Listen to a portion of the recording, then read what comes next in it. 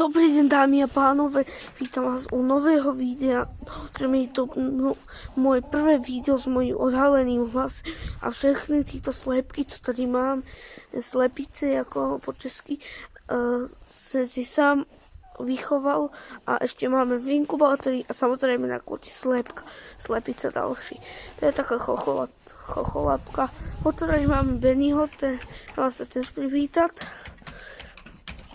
A potom v záhradě jsou ještě nějaké smaky. Máme aj liliputky a ty jsou tady.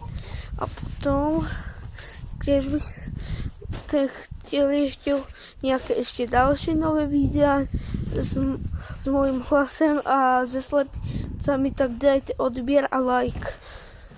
Samozřejmě to byste měli dávat každý den, kde se kouknete na nějaké videa a ukážem vám kvotu.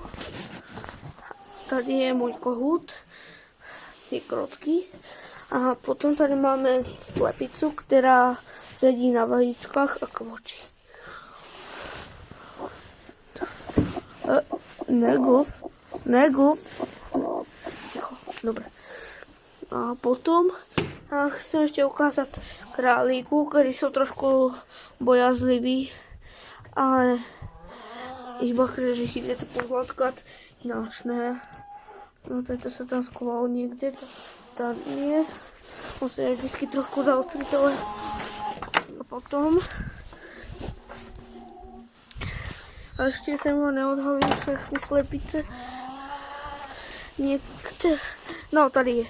Tady ještě nějaká, tady sedí slepice, to byla tato, se ukazoval, potom máme tady taká chocholatá, kterou vysedila hnedka slepko, to teď, aj týchto, túto vysedila ta slepko, to kvočí, neutekají.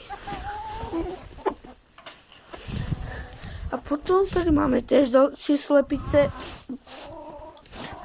A tak chvilku tu seděla slepka a teď tu máme vajco. Nevím, tam vajco.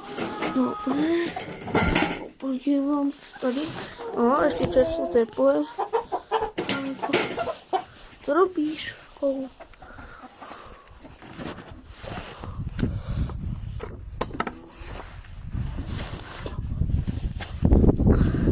Musím to upěstovat do sklepa a tohle je konec videa.